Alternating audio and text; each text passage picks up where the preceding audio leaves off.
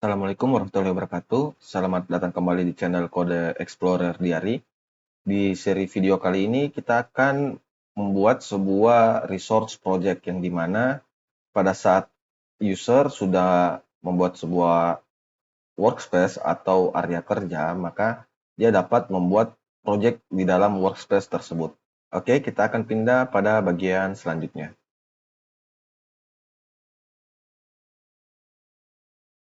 Hal pertama yang saya lakukan itu adalah menambahkan sebuah entity project ya.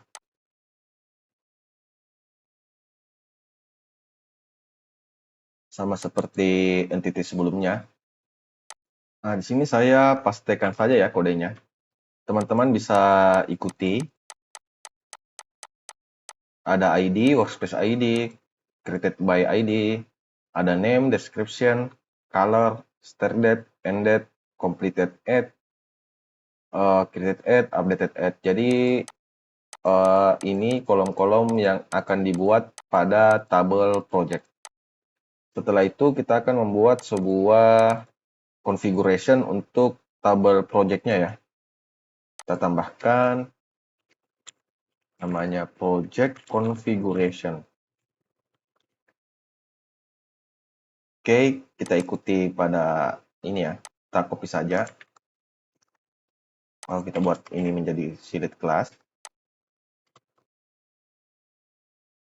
Oke, terus ya. Ini turunan dari framework core ya. Kita masukkan entity-nya. Oke, setelah itu kita terapkan interface-nya. Nah, di sini saya paste juga ya. Saya paste juga agar mempersingkat waktu. Jadi nama tabelnya itu adalah projects. Lalu ID, workspace ID, created by ID, name, description. Oke, yang sesuai lah. Ini kita ada error bahwa di dalam model entity user kita belum menerapkan projects ya. Kita masuk ke entity user. Kita masukkan di sini public collection dari entity ya. Oke, kita kembali lagi. Ini sudah tidak ada error ya. Terlihat. Jadi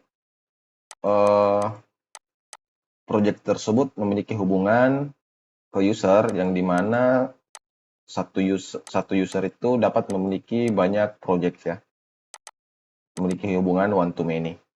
Oke, setelah itu mari kita terapkan migration untuk tabel project ya. Pastikan bahwa database kita berjalan pada Docker. Saya coba buka koneksinya di sini untuk lihat jumlah tabelnya.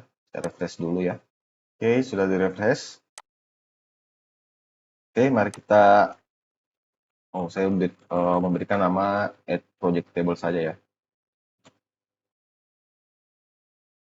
Oke, teman-teman sudah terbentuk ya. Kita masuk ke filenya. Jangan lupa memberikan sebuah komen auto generate ya.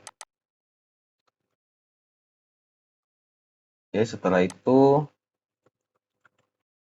kita implementasikan migration tersebut di dalam database kita ya, agar tabelnya dapat terbentuk. Oke, sudah done ya. Mari kita refresh database kita lagi. Oke, lihat projectnya. Oke, sudah ya. Sudah kelihatan ya. Nah, kita coba lihat diagramnya. Nah, kita bisa lihat relasi antar tabel ya. Project, kita lihat project, dia berrelasi, selain dari berrelasi ke ini, ke user, dia juga berrelasi ke workspace-nya. Oke, kita tutup lagi. Oke, kita akan pindah pada bagian selanjutnya.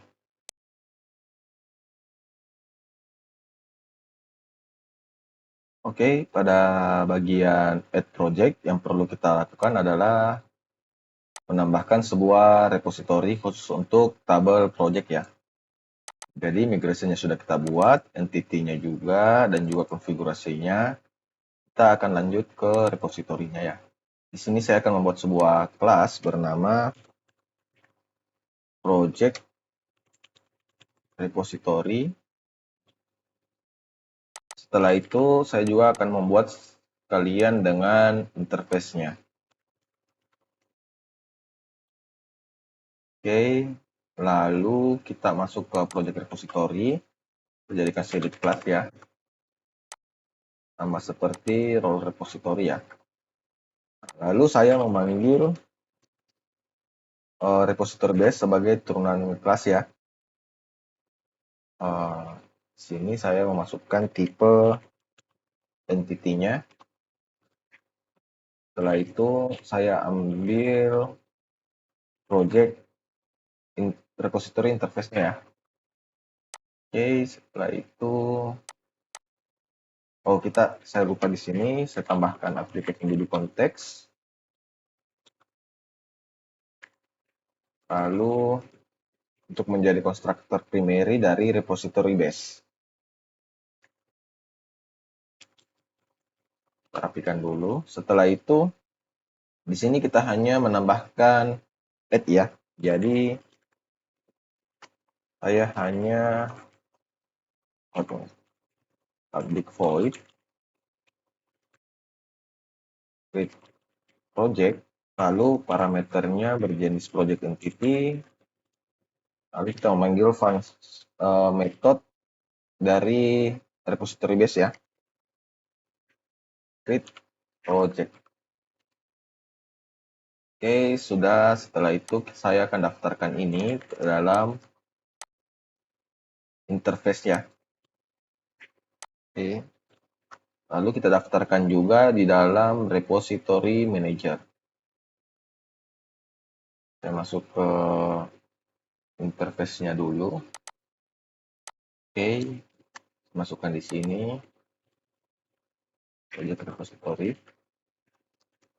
Lalu pindah ke bagian repository manager. Kita copy saja ya untuk mempersingkat waktu. Saya copy, lalu saya ganti semua.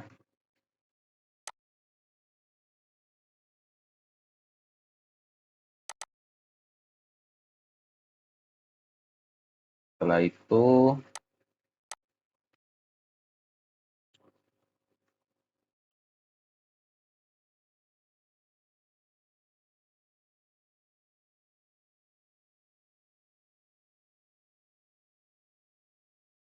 oke ya.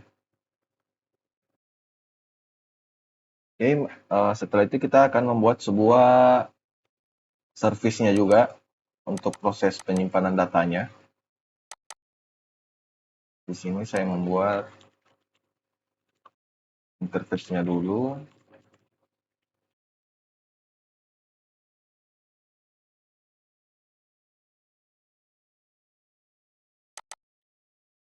Lalu saya membuat kelasnya. Ini saya jadikan shield saja ya. Setelah itu saya inject repository manajernya, diikuti dengan implementasi interface-nya ya. Oke. Setelah itu saya membuat controller khusus untuk project juga. Ini saya membuat class switch controller.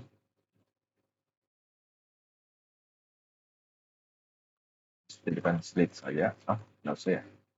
Setelah itu saya inject service manager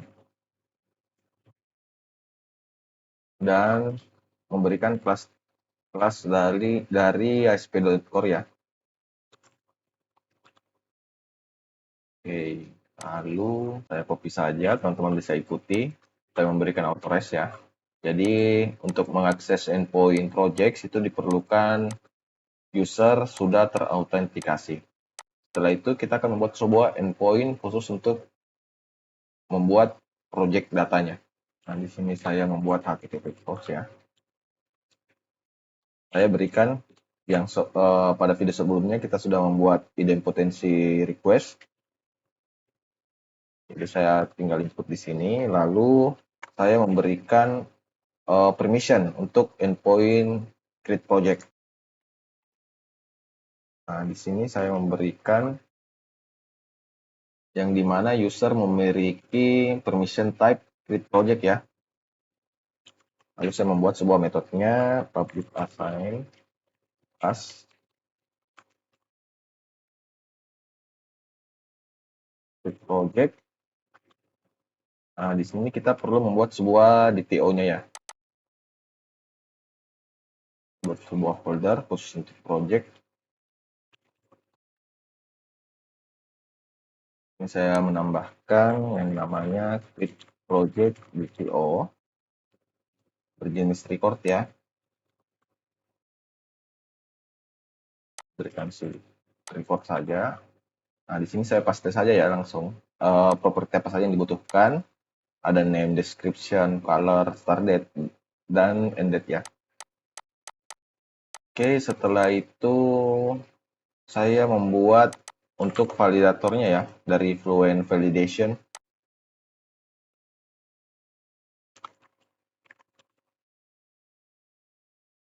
Nah, di sini saya berikan sedikit saja juga, lalu abstrak. Oke. Setelah itu saya membuat sebuah konstruktornya.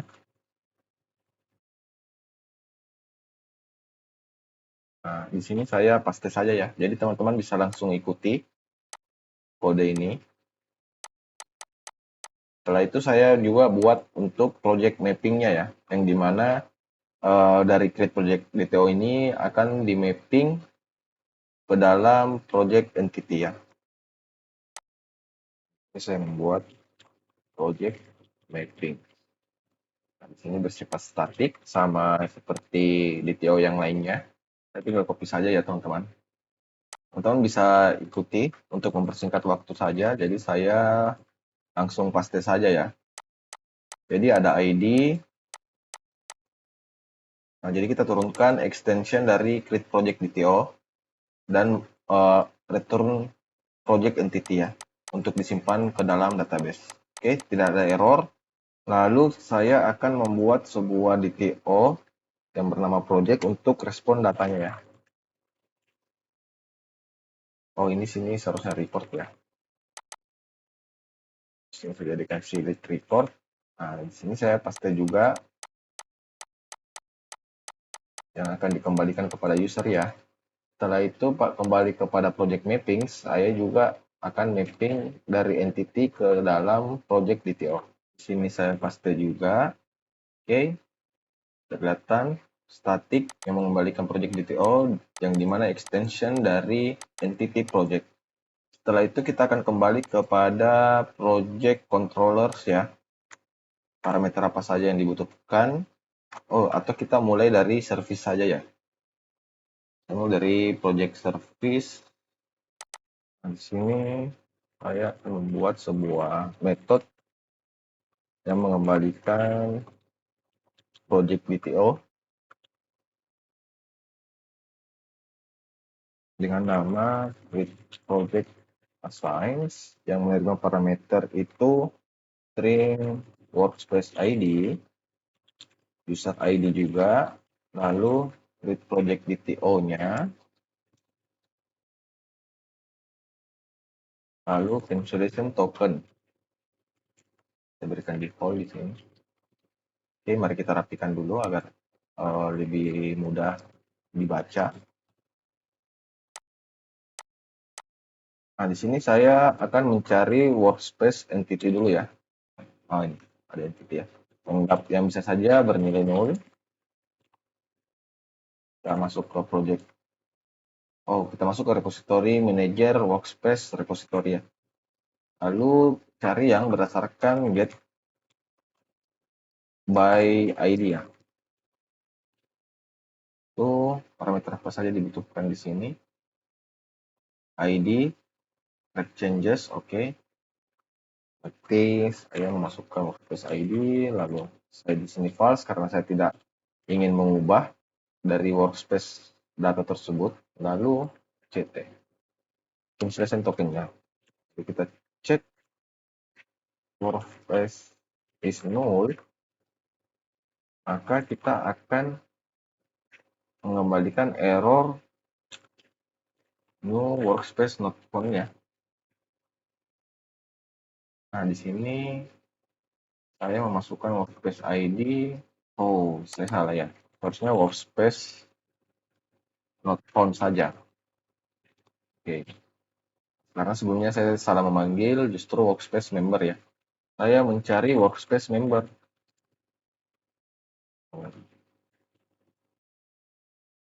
Workspace member yang dapat juga bernilai 0. Await.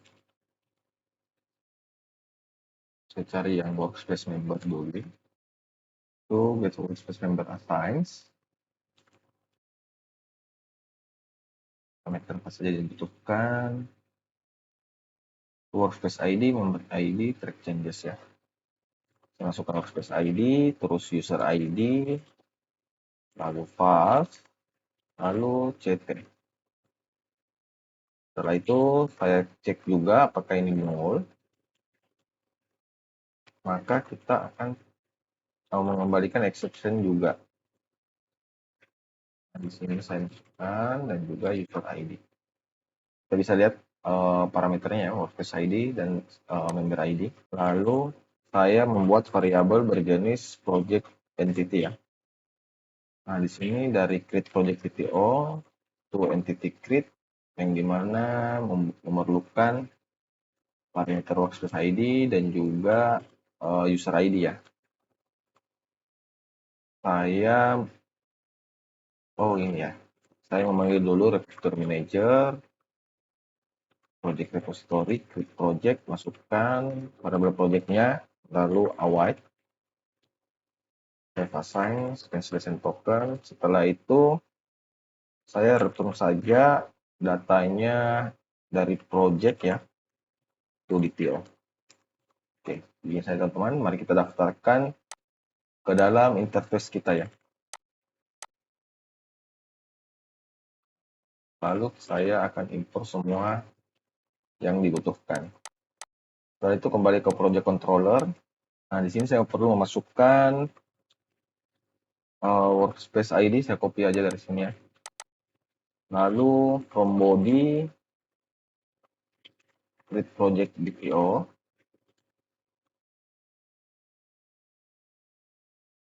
Lalu saya masukkan ini validator ya. Dari Fluent Validation, masukkan tipe DTO-nya. Lalu cancellation token ya. Oke. Oh, 2 kali ya. Harusnya nggak usah tanda ke awal lagi. Mari kita rapikan. Saya copy dari controller lain ya. Nah, di sini saya copy saja dari ini. Nah, terus kita ganti project DPO dan juga nama parameter cancellation tokennya. Setelah itu saya akan menyiapkan variabel project DTO yang diambil dari service manager.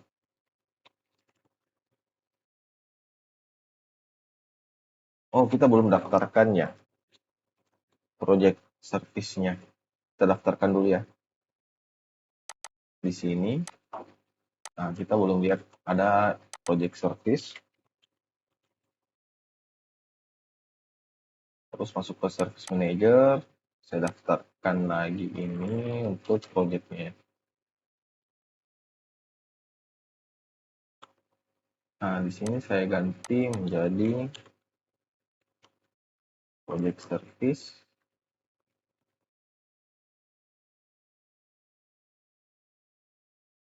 Di sini juga. Lalu di sini saya copy juga.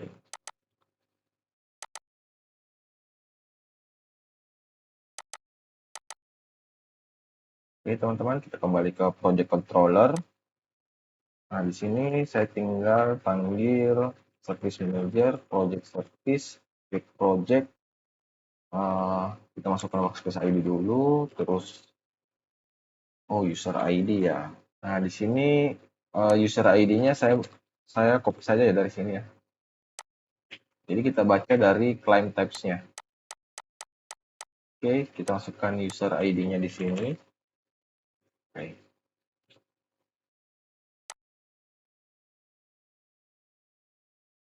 Setelah itu kita return oke, project detail.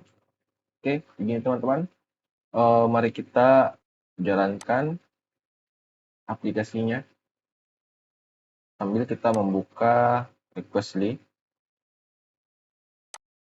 Ini minta update ya sebentar saja. Saya buat folder baru ya yang bernama project. Setelah itu saya menambahkan HTTP request yang bernama create project post. Lalu saya ambil URL-nya dari sini saja ya. Di sini, saya di sini memberikan ID saja ya, untuk lebih mudah menggantinya. Lalu kita lihat lagi, projects. Oke teman-teman.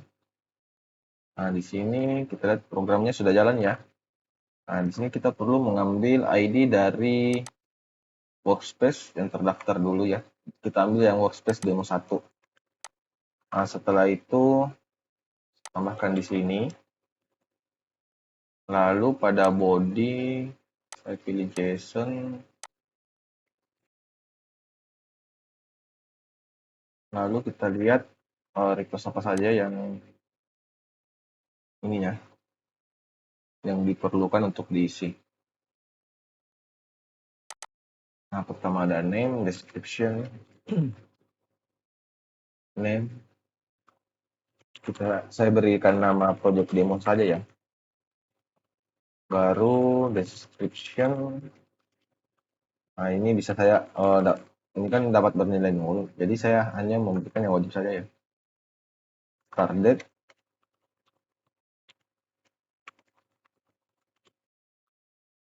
Nah, di sini tunggu dulu. Saya memberikan juga end date. Lalu saya berikan di sini date only ya. Berarti saya cuma memberikan 2026 tanggal saat ini ya. Saya berikan sampai tanggal saat ini sampai end date-nya itu sampai tanggal 22 misalnya ya. Oke, mari kita coba send. Berhasil. Saya perlu login dulu ya. Saya login dulu sebagai admin ya. Oke, sudah login. Setelah itu kembali ke create project.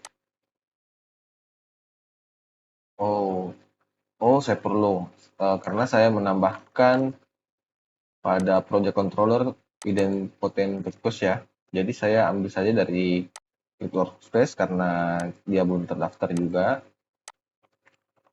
Saya copy dulu namanya.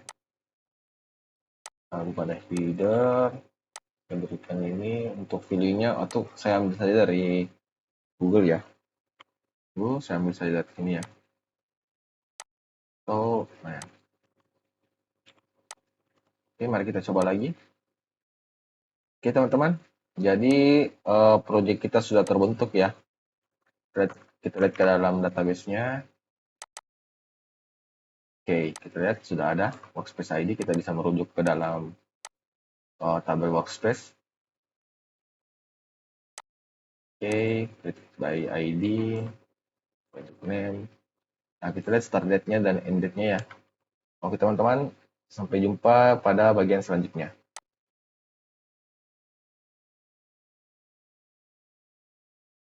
Oke, kita akan masuk pada bagian update project ya. Sebelum itu kita akan membuat sebuah DTO baru yang namanya update project DTO ya, untuk jenis report.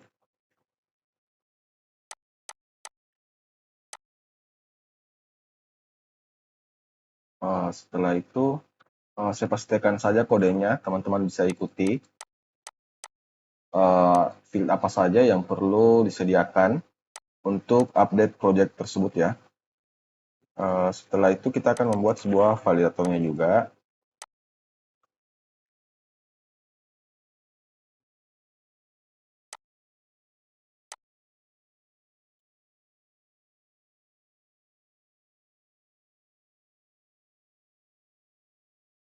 Jangan lupa masukkan type-nya. Lalu kita membuat sebuah constructor ya.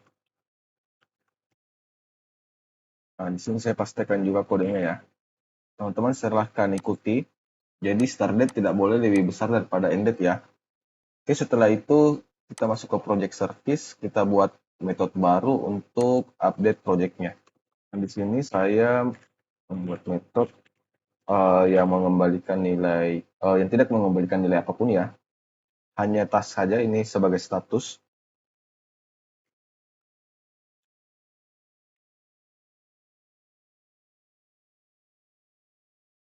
Ini saya masukkan workspace ID, lalu string project ID, lalu update project DPO.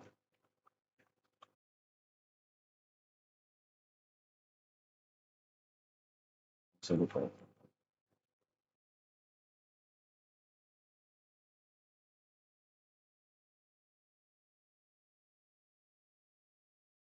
Oh, kita jadikan CSS aja di sini. Oke, setelah itu ini sangat singkat ya. Sebelum itu kita kan perlu mengecek projectnya apakah ada atau tidak. Jadi akan sering digunakan untuk project update dan juga delete project ya. Jadi saya membuat sebuah metode private yang mengembalikan sebuah project entity. Lalu saya memberikan nama.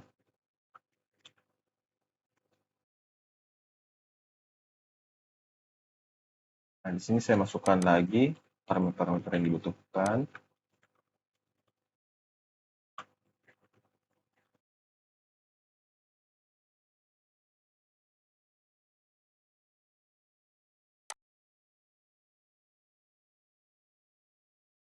Nah, di sini saya membuat sebuah variabel ya. Kita panggil dari register manager.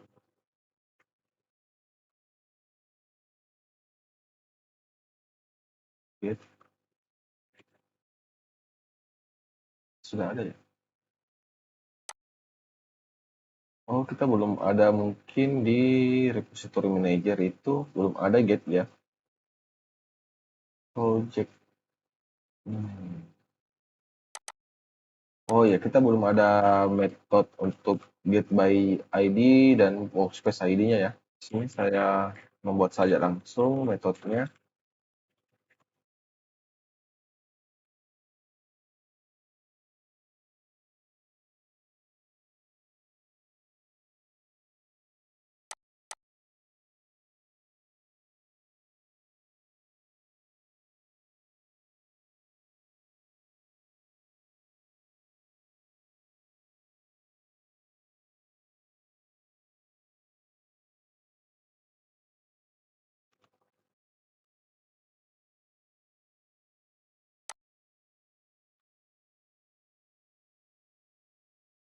Await di sini saya panggil find by condition project.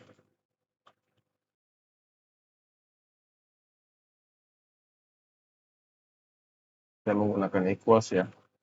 Oh, saya balik saja ini. Harusnya ini ya, agar tidak membingungkan.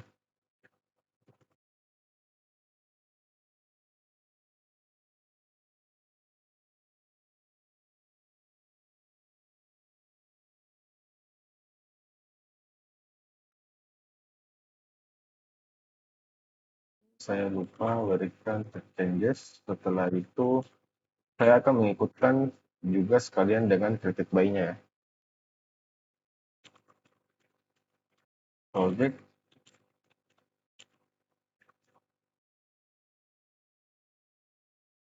Lihat dulu ya, nggak ada ya. Oh ya, created by.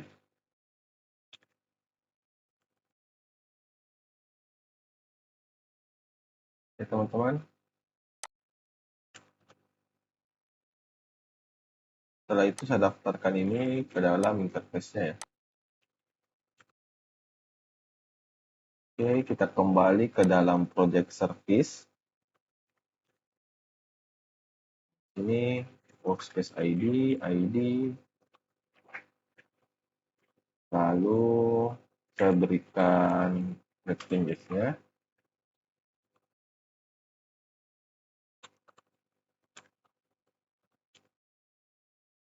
Setelah itu kita cek. Nah, kita belum ada exception khusus untuk project ya. Nah, ini.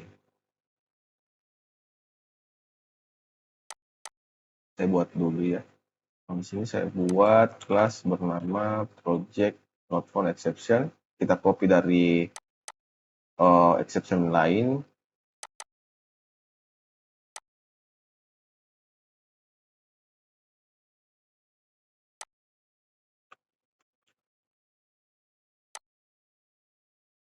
Jadi kelas saja.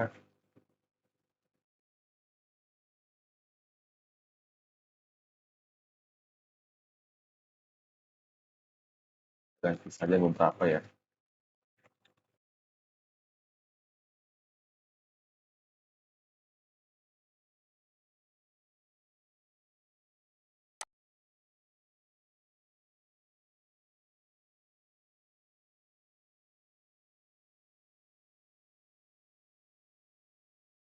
Kita Romeo project not found exception, masukkan workspace project ID-nya saja ya. Kita return project-nya. Oke, setelah itu kembali lagi kepada update ini ya. Kita tidak perlu mengecek lagi project null-nya. Kita hanya memanggil function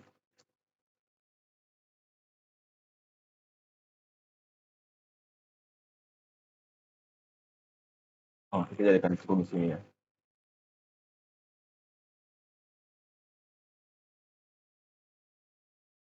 Mau cek ya. Kita perlu membuat method extension untuk entity update ya. Di sini, ini teman-teman bisa langsung ikuti kodenya ya. Jadi saya membuat sebuah method extension yang bernama tuh entity update, yang dimana dari entity project memasukkan DTO-nya. Oke teman-teman, kita lanjut ke dalam project service. Kita tinggal memanggil project to entity update, kita masukkan DTO-nya, lalu kita panggil saja repository manager. Seperti ini saja ya teman-teman ya. Setelah itu saya masuk ke dalam service, saya daftarkan ke interface-nya. Oke, mari kita buat untuk controllernya ya. Metode di controllernya itu, ini saya membuat http click.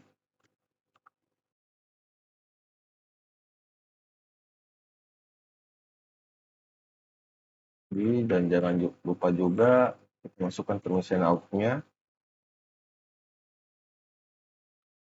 Nah, kita cari yang update atau edit project ya, permission-nya.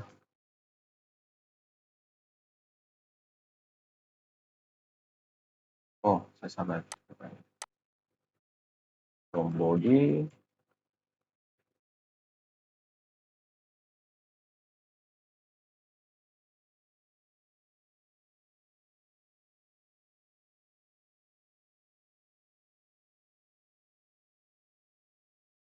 Oke, mari kita rapikan.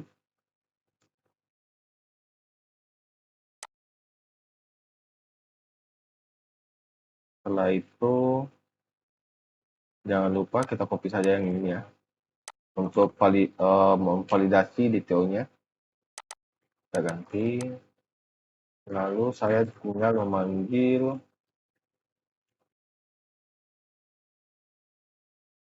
Oke.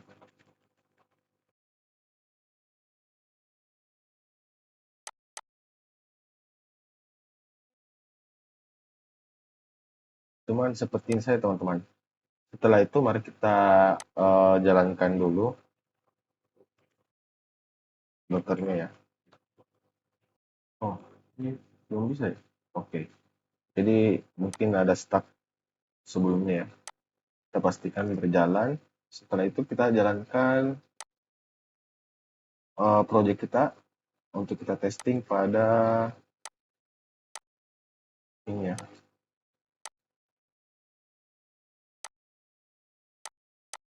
Testing endpoint-nya kita buat purpose baru, put dengan nama, setelah itu kita copy saja dari sini ya.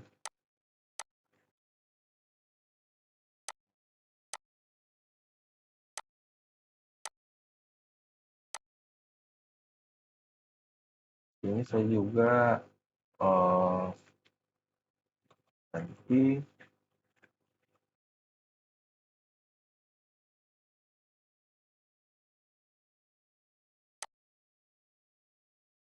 oke teman-teman, setelah itu jangan lupa bodinya ya, listen. Nah di sini saya copy ID-nya masuk ke sini, workspace ID copy di sini, lalu untuk project ID-nya kita lihat pada database-nya ya, yang sebelumnya kita buat. Oh salah. Nah di sini saya ambil ID-nya, lalu kembali ke body.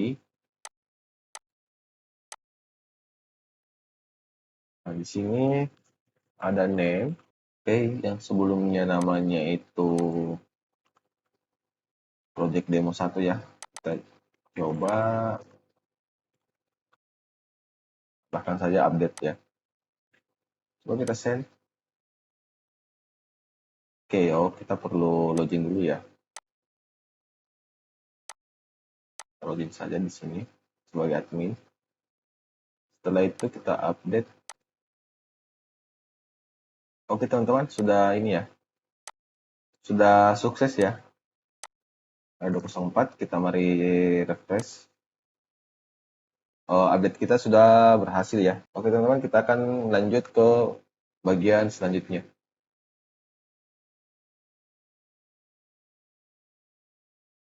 Kita masuk pada bagian delete project.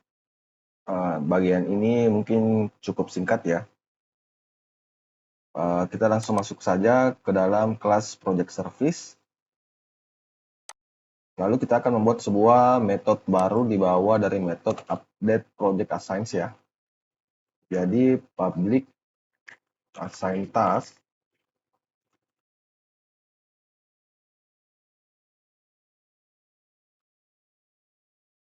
Nah, ini hampir sama saja dengan kebutuhan parameter pada update project.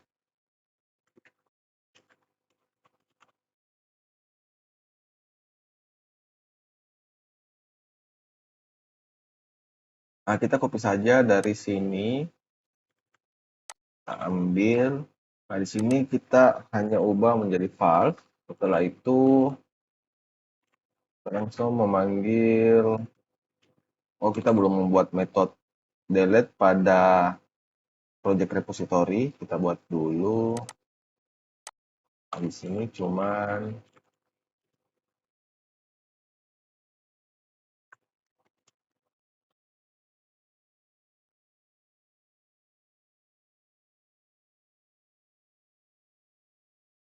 saya teman-teman, kita daftarkan ke dalam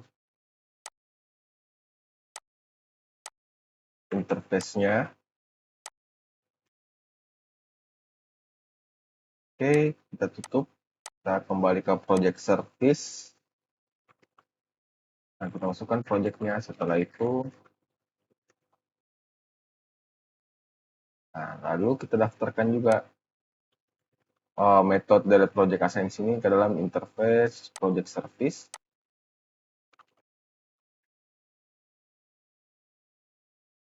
Oke.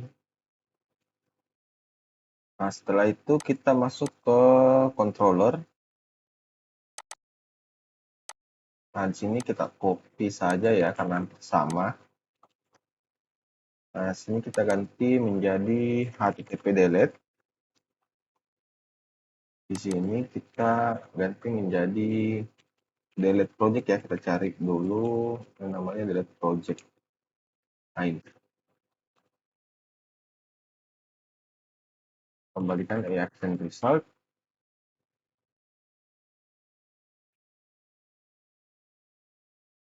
Nah, kita copy saja ini sebagai parameternya.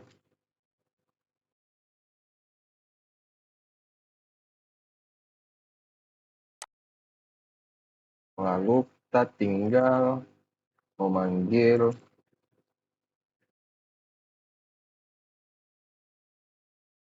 saja di sini.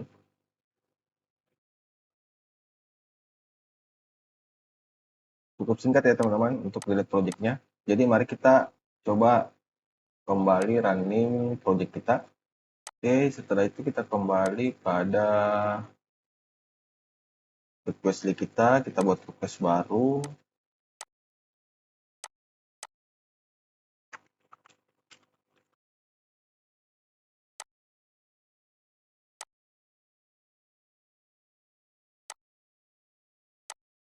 Saya copy saja ini untuk alamat URL-nya.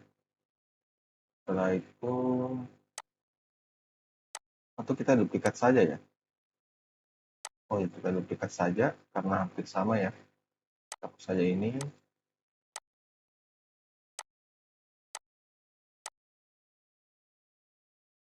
Kita hapus.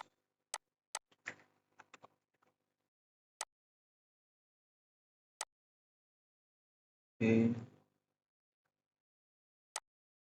Ubah namanya.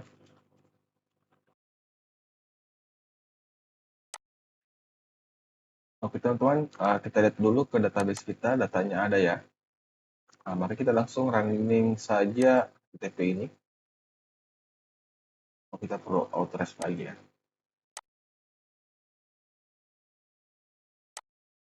Oke, masuk, delete.